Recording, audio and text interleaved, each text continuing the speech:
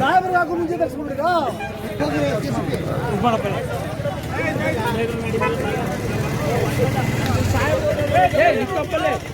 ಎಲ್ಲಿ ನಿಮ್ಮ ಸಾಹೇಬ್ರು ಹೋಗೋದು ನಾನು ಹೇಳ್ತೀನಿ ನಿಮ್ಮ ಸಾಹೇಬ್ರಿಗೆ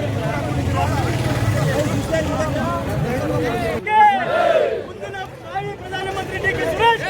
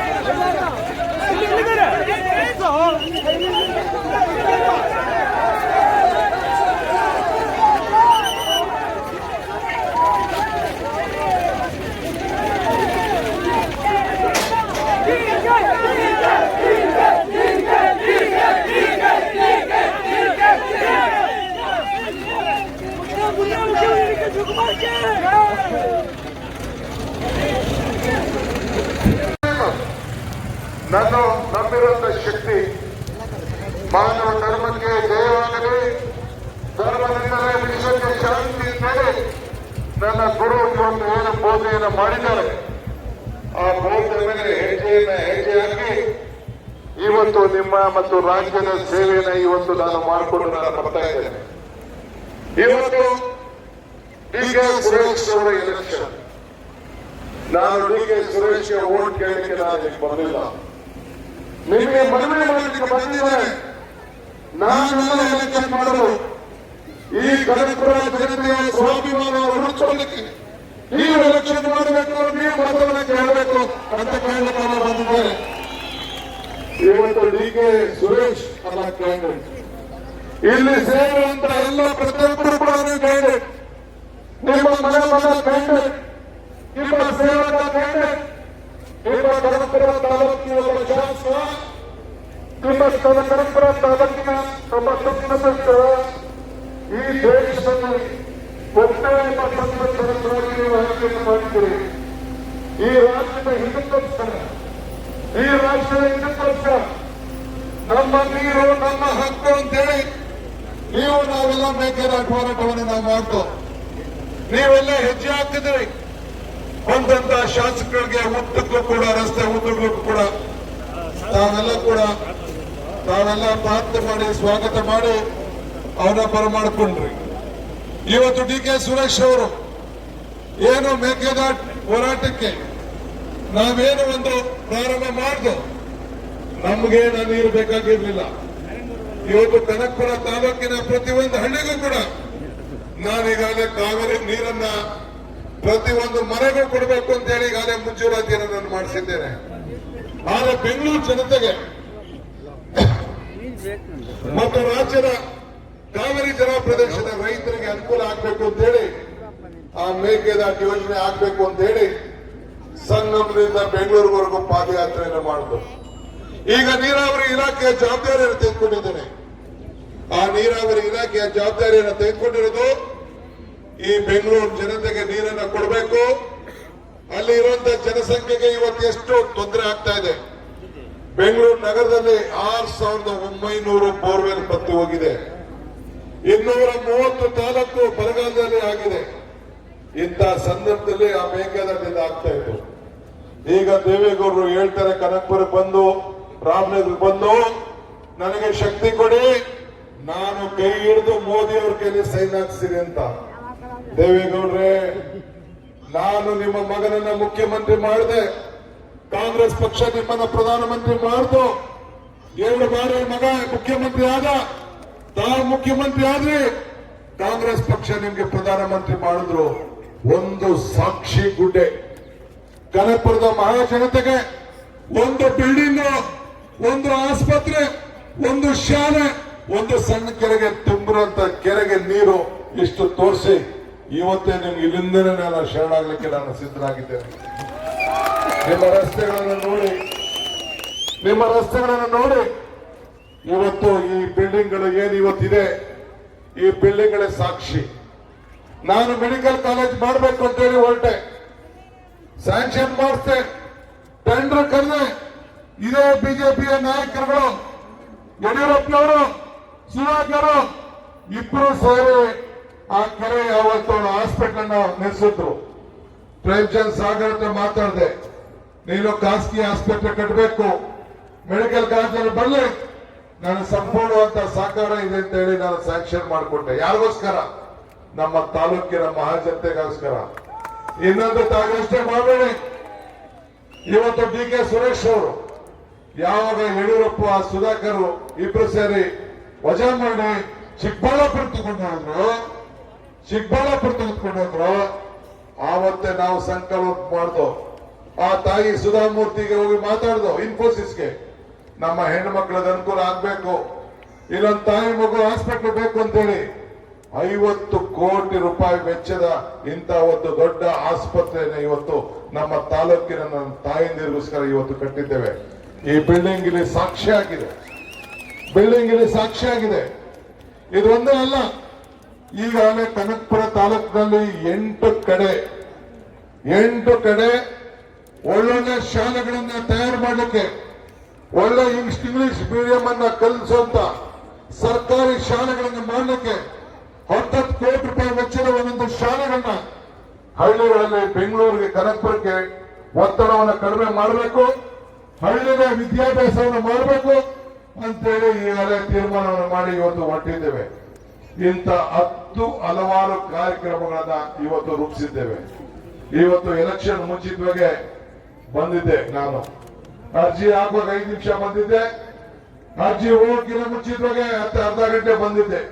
ಎಲೆಕ್ಷನ್ ಪ್ರಾರಂಭ ಆಗ ಒಂದು ಮಾತು ಹೇಳಿದೆ, ಜನರಿಗೆ 5 ಗ್ಯಾರಂಟಿ ಕೊಟ್ಟಿದ್ದೇನೆ, ಜನರಿಗೆ ನನಗೆ ಶಕ್ತಿ ಕೊಡಿ, 5 ಗ್ಯಾರಂಟಿ ಕೊಟ್ಟಿದ್ದೇನೆ. 5 ಗ್ಯಾರಂಟಿ ಏನು? ಎಲ್ಲರೂ ಮನೆ ಕೂಡ ಬೆಳಗಬೇಕು, 200 ಯೂನಿಟ್ ಉಚಿತವಾಗಿ ಕರೆಂಟು, 2,000 ರೂಪಾಯಿ ಹೆಣ್ಮಕ್ಳಿಗೆ ಗೃಹಲಕ್ಷ್ಮಿ, 200 ಯೂನಿಟ್ ಖಚಿತ, 2,000 ರೂಪಾಯಿ ನಿಶ್ಚಿತ ಅಂತ ಹೇಳಿದ್ರು ನಾವು. 200 ಯೂನಿಟ್ ಉಚಿತ, 2,000 ರೂಪಾಯಿ ಖಚಿತ ಅಂತ ಹೇಳಿ ಗೃಹಲಕ್ಷ್ಮಿಗೆ ಕಾರ್ಯಕ್ರಮವನ್ನು ಕೊಟ್ಟು ತಾಯಂದಿರ 200 ಯೂನಿಟ್ ಬರ್ತಾ ಇದೆ ತಾನೆ, ಎಲ್ಲರಿಗೂ ಫ್ರೀ ಬಿಲ್ ಬರ್ತಾ ಇದೆ ತಾನೆ, ಎಲ್ಲರಿಗೂ ಫ್ರೀ ಬಿಲ್ ಬರ್ತಾ ಇರ್ತಾರೆ. ಎಲ್ಲ ತಾಯಂದಿರಿಗೆ ಅಮ್ಮ 2,000 ರೂಪಾಯಿ ಬರ್ತಾ ಇದೆ ತಾನೆ, ಬರ್ತಾ ಇದೆ. ಕೈ ಐತೆ, ಹೆಣ್ಮಕ್ಳು ಕೈ ಐತೆ, ತಾಯಂದಿರು ನಿಮ್ಗೆ ನಿಮ್ಮ ಹೆಸರು ಬರ್ತಾ ಇರೋಣ, ಹೆಂಡತಿ ಮಕ್ಕಳ ಕೈ ಇಲ್ಲ. ನೀವು ಇವ್ರಿಗೆ ನಾನು ಹೇಳ್ದೆ, ನಿಮ್ಮ ಮೇಲೆ ನಂಬಿಕೆ ಇಲ್ಲ, ಹೆಂಗಸಗಳ ಬಗ್ಗೆ ನಂಬಿಕೆ, ನಿಮ್ಗೇನಾದ್ರು ಕೊಟ್ರೆ ಬೇರೆ ಎಣ್ಣೆ ಬಲ್ಲ, ನಿಮ್ಮ ಎಣ್ಣೆ ಹೊಂಟೋಗ್ತೀನಿ ಅಂತ ಅಂದ್ಬಿಟ್ಟು ಅದಕ್ಕೆ ಅವರೆಲ್ಲ ನನ್ನ ಮೇಲೆ ಕೋಪ. ಆಮೇಲೆ ಎಲ್ಲ ಜಗಳ ಮಾಡ್ತಾವ್ರು ಬಂದ ನಂತರ, ಹೆಣ್ಮಕ್ಳಿಗೆಲ್ಲ ಫ್ರೀಯಾಗಿ ಮಾಡ್ಬಿಟ್ರೆ ಎಲ್ಲ ಬಸ್ಸಲ್ಲಿ ಕೂತ್ಕೋತವ್ರೆ, ನಮ್ಗೆ ಬಸ್ಸಲ್ಲೇ ಜಾಗ ಇಲ್ಲ ಅಂದ್ಬಿಟ್ಟು ಮೊನ್ನೆ ನನ್ನ ಮಗಳೆಲ್ಲ ಎಲೆಕ್ಷನ್ ಕೇಳಕ್ ಹೋಗಿರುತ್ತೆ, ಎಲ್ಲ ಗಂಡ್ಸ್ ಎಲ್ಲ ಜಗಳ ಮಾಡ್ತಿದ್ದಾರಂತೆ. ಏನ್ರಿ ಆ ತಾಯಂದಿರು ಇಲ್ಲಿ ಇನ್ನ 100 ಬಸ್ ಹಾಕ್ತಾ ಇದ್ದೀನಿ, ಇನ್ನ 100 ಬಸ್ ಹಾಕ್ತಾ ಇದ್ದೀನಿ. ಎಲ್ಲ ದುಡ್ಡಿಗೆ ಬೇಡ, ಸುಮ್ಮನೆ ಅವೆಲ್ಲ ಬೇಡ. ಆಮೇಲೆ ಅದು 100 ಬಸ್ ಎಕ್ಸ್ಟ್ರಾ ಹಾಕ್ತಾ ಇದ್ದೀನಿ, ತಲೆ ಕಟ್ಸ್ಕೊಬೇಡಿ. ಮೊನ್ನೆ ತಾನೇ ರಾಮನಗರದಲ್ಲಿ ಉದ್ಘಾಟನೆ ಮಾಡಿದ್ದೇನೆ. ತಮಗೆ ನಾನು ಕೇಳೋದು ಇಷ್ಟೇ, ಇವತ್ತು ಕರ್ನಾಟಕ ರಾಜ್ಯದಲ್ಲಿ ನಿಮ್ಮ ಶಾಸಕ DK ಶಿವಕುಮಾರ್, DK ಸುರೇಶ್ ಇಬ್ರು ಸೇರಿ ನಿಮ್ಗೆ ಗೌರವ ಬರೋ ರೀತಿಯಲ್ಲಿ ನಾವು ನಡ್ಕೊಳ್ತಾ ಇದೀವ ಇಲ್ವಾ ಇಷ್ಟ ಹೇಳಿ. ನಿಮ್ಗೆ ಏನಾದ್ರು ಕೆಟ್ಟ ಹೆಸರು ತಂದಿದೀವ? ಈಗ ಕುಮಾರಸ್ವಾಮಿ ಏನು ಎಲ್ಲ ನಾವು ಈ ಗೃಹ ಜ್ಯೋತಿ, ಗೃಹಲಕ್ಷ್ಮಿ, ಅನ್ನಭಾಗ್ಯ, ಶಕ್ತಿ ಈ 5 ಗ್ಯಾರಂಟಿಗಳನ್ನು ತಂದು ಹೆಣ್ಮಕ್ಳೆಲ್ಲ ದಾರಿ ತಪ್ಪಿಟ್ರು ಅಂತ ಹೇಳ್ದ. ಯಾರು ದಾರಿ ತಪ್ಪತ್ತೇನ್ರಿ? ತಾಯಿ ಯಾರು ದಾರಿ ತಪ್ಪದೇನವ? ದಾರಿ ತಪ್ಪದೇನು ಯಾರು ತಪ್ಪದೇನ್ರಿ? ಇದು ಕೇಳಬೇಕು. ಯಾರು ಹೇಳ್ಬೇಕು? 26ನೇ ತಾರೀಕು ನೀವು ಕುಮಾರಸ್ವಾಮಿ ಧರ್ಮಪತ್ನಿ ಅನಿತನ ಸೋಲಿಸಿದ್ರಿ, ದೇವೇಗೌಡರು ಸೋಲಿಸಿದ್ರಿ, ಕನಕಪುರದಲ್ಲಿ ನನ್ನ ಮೇಲೆ ಕುಮಾರಸ್ವಾಮಿ ಸೋತ. ಇವತ್ತು ದಳ ಬೇಡ ಚಿಕ್ಕಪ್ಪ, ನಿನ್ನ ದಳ ಬಿಟ್ಬಿಟ್ಟು ಈಗ ಕಮಲ ಹಿಡ್ಕೊಂಡ್ಬಿಟ್ಟಿದ್ದಾರೆ. ದಳದ ಕಾರ್ಯಕರ್ತರಿಗೆ ಹೇಳ್ತಾ ಇದ್ದೇನೆ, ಇವತ್ತು ನಾರಾಯಣಗೌಡರು, ನಮ್ಮ ವಿಶ್ವನಾಥ್, ಪಿಜಾರ್ ಸಿಂಗ್ ಇವರೆಲ್ಲ ದಡ್ಡ ಇವರೆಲ್ಲ ಎಲೆಕ್ಷನ್ ನಿಂತಿದ್ದವರು. ಇವತ್ತು ಅವರು ಕೂಡ ಬುದ್ಧಿವಂತರಾಗಿ ಡಿ.ಕೆ. ಶಿವಕುಮಾರ್ ಇಂದ ಮಾತ್ರ ಸಾಧ್ಯ, ಸುರೇಶ್ ಇಂದ ಇದ್ರೆ ಮಾತ್ರ ಸಾಧ್ಯ ಅಂತ ಹೇಳಿ ಅವರೆಲ್ಲ ಇವತ್ತು ನಮ್ಮ ಬೆಂಬಲಕ್ಕೆ ಇವತ್ತು ನಿಂತಿದ್ದಾರೆ. ಇವತ್ತು ತಮ್ಮ ಕೇಳೋದಿಷ್ಟೇ, ಇನ್ನೂ ಟೈಮ್ ಇದೆ, ತೊಂದರೆ ಇಲ್ಲ, 7 ನಿಮಿಷ ಇದೆ. ಇವತ್ತು ತಮಗೆ ಯೋಚನೆ ಮಾಡಬೇಡಿ. ಇವತ್ತು ಎಲ್ಲ ಹಿರಿಯರಿದ್ದಾರೆ. ನಾನು ಎಲ್ಲ ಮುಖಂಡಗಳಿಗೆ ಪಕ್ಷ ಭೇದ ಮರೆತು ಬಿಜೆಪಿ ಕಾರ್ಯಕರ್ತರು ಮನವಿ ಮಾಡ್ಕೊಳ್ತಾ ಇದ್ದೇನೆ. ತಾಯಂದಿರ ದಳ ಕಾರ್ಯಕರ್ತರು ಮನವಿ ಮಾಡ್ಕೊಳ್ತೀವಿ. ನಿಮ್ಮ ಪಕ್ಕದ ಮನೆಯಲ್ಲಿ ಬಿಜೆಪಿಗೆ ಕೆಲಸ ಮಾಡ್ತಾ ಇರೋ ಹೇಳ್ಬೇಕು ನೀವು. ಡಿ.ಕೆ. ಶಿವಕುಮಾರ್ ಇಂದ 2000 ಬರ್ತಾ ಇದೆ, ಫ್ರೀಯಾಗಿ ಬಸ್ ಓಡಾಡ್ತಾ ಇದ್ದೀರಿ, ಫ್ರೀಯಾಗಿ ಕರೆಂಟ್ ಬರ್ತಾ ಇದ್ದಾರೆ. ಮನೆ ಯಾವ್ದೋ ಟಿವಿ ನೋಡಿದೆ, ಟಿವಿಲಿ ಹೆಣ್ಮಕ್ಳು ಇಂಟರ್ವ್ಯೂ ಮಾಡ್ತಾ ಇದ್ರು. ಇಂಟರ್ವ್ಯೂ ಮಾಡ್ತಾ ಇರ್ಬೇಕಾದ್ರೆ ಕೇಳಿದ್ರು, ಅವ್ರು ಯಾರೋ ಎಲ್ಲ ನಾವು ಡಿ.ಕೆ. ಹಾಕ್ತಿವಿ, ಕಾಂಗ್ರೆಸ್ ಹಾಕ್ತಿವಿ ಅಂತಿದ್ರು. ಅವ್ರು ಯಾರೋ ಒಂದ್ ಹೆಣ್ಮಕ್ಳು ಮಾತಾಡೋದು ಮೋದಿ ಅಂದ್ರು. ಹಾಗಾದ್ರೆ ಬಸ್ಸಿಂದ ಕೆಳಗಿರು ಅಂತ ಬಸ್ಸಿಂದ ಕೆಳಗಿತ್ತು. ಅಷ್ಟು ಛಲ ನಮ್ಮ ತಾಲೂಕಿನ ಮಹಾಜನತೆಗಿದೆ. ಇಷ್ಟೇ ಸಾಕು ನನಗೆ. ನೀವೆಲ್ಲ ಸೇರಿ ಎಲೆಕ್ಷನ್ ಮಾಡಿಸ್ಬೇಕು. ನೀವೇ ಕ್ಯಾಂಡಿಡೇಟ್, ಎಲ್ಲರಿಗೊಬ್ಬರು ಕೇಳಬೇಕು. ನಿಮ್ಮ ಸ್ಥಳದಲ್ಲಿ ಏನೇ ಭಿನ್ನಾಭಿಪ್ರಾಯ ಇರಲಿ, ಏನೇ ಸಮಸ್ಯೆ ಇರಲಿ, ಎಲ್ಲ ಮರೆತು ತಾವು ನನಗೆ ಡಿ.ಕೆ. ಶಿವಕುಮಾರ್ಗೆ ಏನು ಓಟ್ ಕೊಟ್ರಿ ಅದಕ್ಕಿನ್ನ ಹೆಚ್ಚಿಗೆ ತಾವು ಓಟನ್ನ ಕೊಡಿಸ್ಬೇಕು. ಈಗ ದೇವೇಗೌಡರಿಗೆ ಅವರ ಕುಮಾರಸ್ವಾಮಿನ ದಳದಿಂದ ನಿಲ್ಸಕ್ ಆಯ್ತಿಲ್ಲ, ಇಲ್ಲಿ ನಿಂತ್ಕೋಬೇಕು ಅಂತಿದ್ರೆ ಈಗ ಎದುರ್ಕೊಂಡು ಎಲ್ಲಿಗೆ ಹೋಗವ್ರೆ? ಮಂಡ್ಯ ಹೋಗವ್ರೆ. ಮಂಡ್ಯದಲ್ಲಿ ಮೊಮ್ಮಗ, ಹಾಸನದಲ್ಲಿ ಮೊಮ್ಮಗ, ಮಂಡ್ಯದಲ್ಲಿ ಮಗ, ಇಲ್ಲಿ ಅಳಿಯ. ಇಲ್ಲಿ ಯಾರು ಕಾರ್ಯಕರ್ತರು ಇಲ್ಲವಲ್ರಿ. ಅದಕ್ಕೆ ನಾರಾಯಣಗೌಡರು, ವಿಶ್ವನಾಥ್, ಸಿಂಧ್ಯಾ ಸಾಕಪ್ಪ ಸಾಕು ನಿನ್ ಪಾದ ಅಂತ ಹೇಳಿ ಕಾಂಗ್ರೆಸ್ಗೆ ಹಸ್ತಕ್ಕೆ ಇವತ್ತೆಲ್ಲ ಸೇರ್ಕೊಂಡಿದ್ದಾರೆ. ಎಲ್ಲರೂ ಕೂಡ ನಾನು ಮನವಿ ಮಾಡ್ಕೊಳ್ತಾ ಇದ್ದೇನೆ, ದಯವಿಟ್ಟು ನಿಮ್ಗೊಂದು ಸುವರ್ಣ ಅವಕಾಶ. ನಿನ್ನ ಅನೇಕ ಕೆಲಸಗಳಿದೆ, ನಾನು ನುಡಿದಂತೆ ನಡೀತೀನಿ, ನಿಮ್ಮ ಗೌರವವನ್ನು ಕಾಪಾಡ್ತೀನಿ. ಡಿ.ಕೆ. ಸುರೇಶ್ ಇಡೀ ರಾಜ್ಯಕ್ಕೆ ಅತಿ ಉತ್ತಮವಾದಂತಹ ಸಂಸತ್ ಸದಸ್ಯ ಅನ್ನೋ ಒಂದು ಹೆಸರನ್ನ ಪಡ್ಕೊಂಡಿದ್ದಾರೆ. ಮೊನ್ನೆ ನಮ್ಮ ಹಕ್ಕು, ನಮ್ಮ ತೆರಿಗೆ ಹೋರಾಟಕ್ಕೆ ಕೋರ್ಟ್ ಕೂಡ ಹೇಳಿದೆ. ಡಿ.ಕೆ. ಶಿವಕುಮಾರ್ ಹೇಳಿದ ಮಾತು, ಡಿ.ಕೆ. ಸುರೇಶ್ ಹೇಳಿದ ಮಾತು ಕೋರ್ಟ್ ಕೂಡ ಮನ್ನಣೆಯನ್ನ ಕೊಟ್ಟಿದೆ. ಅದಕ್ಕೆ ಇವತ್ತು ಕೋರ್ಟ್ ಕೂಡ ನಾನು ಸಾಷ್ಟಾಂಗ ನಮಸ್ಕಾರಗಳನ್ನ ಹೇಳ್ತಾ ಇದ್ದೇನೆ. ನಿಮ್ಮ ಶಕ್ತಿ ಈ ದೇಶಕ್ಕೆ ಶಕ್ತಿ. ನೀವು ಕೊಟ್ಟಂತ ಶಕ್ತಿಯಿಂದ ಇಡೀ ರಾಜ್ಯಕ್ಕೆ ಇವತ್ತು ನಾವು ಸೇವೆಯನ್ನ ಮಾಡುವಂತ ಅವಕಾಶ ನೀವೆಲ್ಲ ನನ್ನ ತಾಯಿಂದಿರು ಮಾಡಿಕೊಟ್ಟಿದ್ರಿ. ತಾವೆಲ್ಲ ಎಲೆಕ್ಷನ್ ಮಾಡ್ತಿರ್ತಾನೆ, ಪಕ್ಕದ ಮನೆಯವರು ಓಟ್ ಹಾಕ್ಸಿರ್ತಾನೆ, ನೆಂಟರು ಓಟ್ ಹಾಕ್ಸಿರ್ತಾನೆ. ಎಲ್ಲ ಕೈಯತ್ತಿ ನೋಡೋಣ, ಕೈಯತ್ತಿ. ಫೋಟೋ ಇದೆಯಪ್ಪ, ಗ್ಯಾರಂಟಿ ನೋಡ್ಕೊತೀನಿ. ಈ ಕಡೆ ಗಂಡಸರು, ತಾಯಂದಿರು ಎಲ್ಲರೂ ಕೂಡ ನಮಸ್ಕಾರ. ಇನ್ನು 1 ನಿಮಿಷ ಇದೆ. ನಾನು ಆಮೇಲೆ ಕೇಂದ್ರ ಸರ್ಕಾರದ, ಕೇಂದ್ರ ಪಾರ್ಟಿ, ನಮ್ಮ ಕಾಂಗ್ರೆಸ್ ಪಾರ್ಟಿ ಹೊಸ ತಂದ್ಬಿಟ್ಟಿದೆ. ಏನು? ಮಹಾಲಕ್ಷ್ಮಿ ಯೋಜನೆ. ಭಾಗ್ಯದ ಲಕ್ಷ್ಮಿ ಬಾರಮ್ಮ, ನಮ್ಮಮ್ಮ ಭಾಗ್ಯದ ಲಕ್ಷ್ಮಿ ಬಾರಮ್ಮ ಅಂತ. ಏನದು? ಕಾಂಗ್ರೆಸ್ ಅಧಿಕಾರಕ್ಕೆ ಬಂದ್ರೆ ವರ್ಷಕ್ಕೆ ಈಗ 24,000 ಕೊಡ್ತಾ ಇದೀವಿ. ವರ್ಷಕ್ಕೆ ಹೆಣ್ಣು ಮಕ್ಕಳಿಗೆ 1 ಲಕ್ಷ ಕೊಡೋದು ಅಂತ ತೀರ್ಮಾನ ಮಾಡಿದ್ದೇವೆ. ಎಷ್ಟು? 1 ಲಕ್ಷ ಕಾಂಗ್ರೆಸ್ ಸರ್ಕಾರ ಬರಬೇಕು. 25 ಲಕ್ಷ ರೂಪಾಯಿವರೆಗೂ ಇನ್ಸೂರೆನ್ಸ್ ಸ್ಕೀಮು. ಎಷ್ಟು? ಯಾರು ಕೂಡ ಬಿಲ್ ಕಟ್ಟಂಗಿಲ್ಲ ಆಸ್ಪತ್ರೆಗಳಲ್ಲಿ. 25 ಲಕ್ಷವರೆಗೂ ಇನ್ಸೂರೆನ್ಸ್ ಕಾಂಗ್ರೆಸ್. ರೈತರಿಗೆ, ರೈತರ ಬೆಂಬಲ ಬೆಲೆ, ಸಾಲ ಮನ್ನಾ, ಇಂಥ ಆಮೇಲೆ ಯುವಕರಿಗೆ ಯಾರಿಗೆ ಇಲ್ಲ ಅವ್ರಿಗೆ ವರ್ಷಕ್ಕೆ 1 ಲಕ್ಷ ಟ್ರೈನಿಂಗು, ಇಂಥದೆಲ್ಲ ಮಾಡಿದೀವಿ. ಇದಕ್ಕೆ ತಾವೆಲ್ಲ ಮತ ಕೊಟ್ಟು, ಇದೇ ನನ್ನ ಕೊನೆಯ ಈ ವರ್ಷದ ಪಾರ್ಲಿಮೆಂಟ್ ಎಲೆಕ್ಷನ್ಗೆ ಸುರೇಶ್ಗೆ ಕೊನೆಯ ಭಾಷಣ. ಇಲ್ಲಿ ನಾಳೆಯಿಂದ ಎಲ್ಲ ವೋಟ್ ಹಾಕಿದ ಮೇಲೆ ಉತ್ತರ ಕರ್ನಾಟಕ ಹೋಗ್ತೀನಿ. ನೀವೆಲ್ಲ ಸೇರ್ಬೇಕು. ಅವ್ರು ಏನೇ ಹೇಳಿ ನಾನು ಇಲ್ಲಿಂದಲೇ ಬಿಜೆಪಿ ಅವ್ರಿಗೆ ಕೈ ಮುಗಿತೀನಿ. ಮೋಸ ಹೋಗ್ಬೇಡಿ, ದಳದವ್ರು ಮೋಸ ಹೋಗ್ಬೇಡಿ. ನೋಡಿ ಎಲ್ಲ ನನ್ನ ತಾಯಂದಿರೆಲ್ಲ ಆಶೀರ್ವಾದ ಮಾಡ್ತಾ ಇದ್ದಾರೆ. ಇವರ ಪರವಾಗಿ ನಿಂತ್ಕೊಂಡು ನಮ್ಗೆ ಆಶೀರ್ವಾದ ಮಾಡಿ ನಿಮ್ಮನ್ನ ಸೇವೆಗೆ ಅವಕಾಶ ಮಾಡಿಕೊಡಿ. ಒಂದು ತಿಳ್ಕೊಳ್ಳಿ, ಕೊರೋನಾ ಸಂದರ್ಭದಲ್ಲಿ ಯಾರು ಬರಲಿಲ್ಲ. ಕುಮಾರಸ್ವಾಮಿ ಬಂದಿದ್ರ?